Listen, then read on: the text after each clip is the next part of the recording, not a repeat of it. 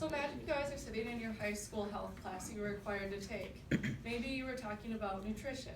Chances are you talked about every single nutrient and why you need those protein needs, carbohydrate needs, sugar needs, etc. I would sure hope that all the information you were given was medically accurate, as eating is something essential to human life, just as sex is also essential to human life. However, not all 50 states require sex education to be medically accurate. Comprehensive sex education is directly correlated with fewer STDs and overall makes sex healthy for young adults. I, Helena, have attended a middle school that required comprehensive sex education. I, Fallon, attended both a Catholic elementary and middle school that taught abstinence-only sex, as well as a high school that taught comprehensive sex education. And I, Andrew, attended a middle school that taught comprehensive, while went to a high school that taught abstinence only. Comprehensive sex education classes take the place of abstinence-only classes. This is because comprehensive limits the negative sexual outcomes like STDs and unwanted pregnancies. Today we are going to talk about the sexual behavior problems in teens, compare abstinence-only and comprehensive classes, and also the consequences and prevention.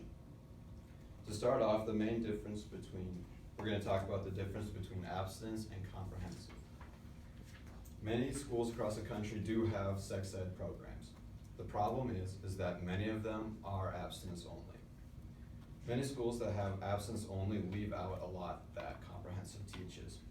For example, comprehensive teaches that sex is okay, and that the main tool to prevent unhealthy or getting STDs is abstinence. So when you take a comprehensive course, you are also getting everything that would be included in an abstinence-only course. You are just getting more in depth, and all the knowledge is being told to you. The next difference is that when you go to an abstinence-only, they tell you that sex should only be done in marriage. For example, when I went to middle school, it was a comprehensive course, but I went to a private high school that was Lutheran, and they said that sex should only be done during marriage, and that it'll have negative consequences if you do it outside. They also will tell you that it is negative to the person that is involved in it and also the family. A quick stat about comprehensive in comparison to abstinence only. According to SECOS.org accessed on March 30th, 50% of people who take, abstinence-only courses have a 50% more unwanted teenage pregnancy than comprehensive. While at the same time, they're having the same amount of intercourse. Now, Helena will talk about the consequences. There are many sexual health consequences that come with the lack of knowledge that teens need to have a healthy sex life. There are many teachers or classes that believe by teaching teens about sex, you're encouraging students to act upon such desire. But according to Laura Diverstein and Isaac Zemet, however you pronounce that, comprehensive sex education was associated with delay in first sex for both gender. This means the more that teens are aware of the sexual consequences that comes with sex, the more they're willing to put it off for later.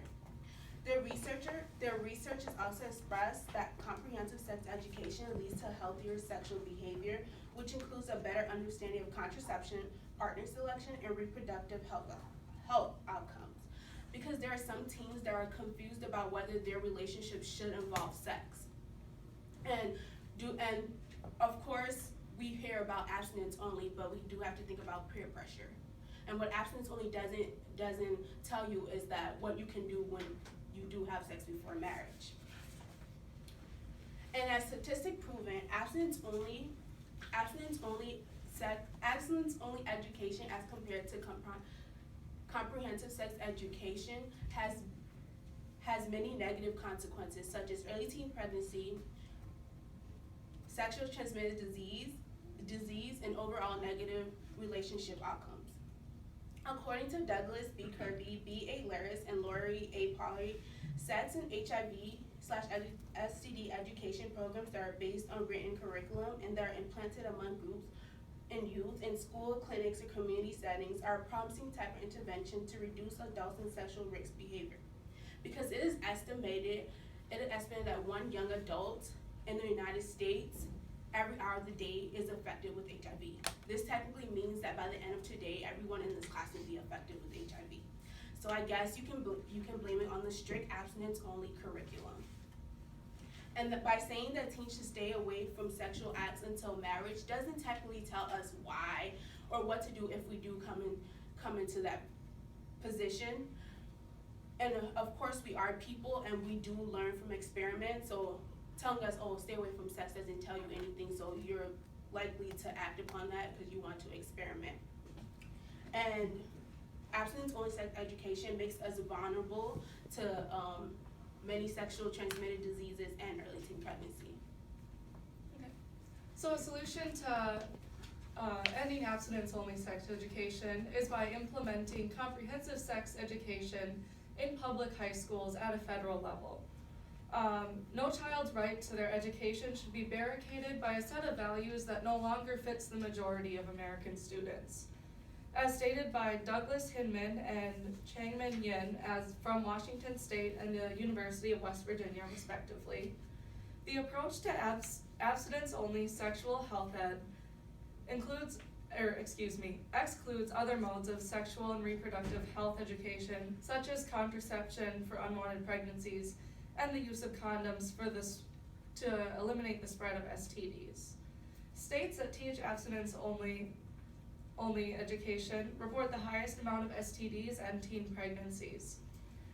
Comprehensive sex education makes teens safer and prevents pregnancies, STDs, and takes stress off the overly filled foster system.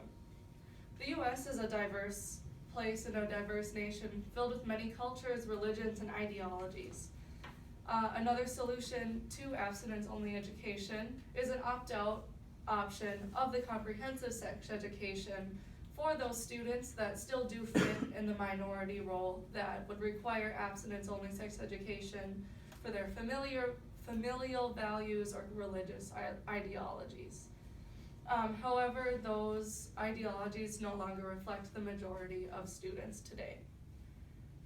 And overall, implementing comprehensive sex education in public schools will have positive outcomes in the short and long term. We encourage you to take action against abstinence-only sex and make the Board of Education aware of the damage that comes with restricting the knowledge of contraception, early teen pregnancy,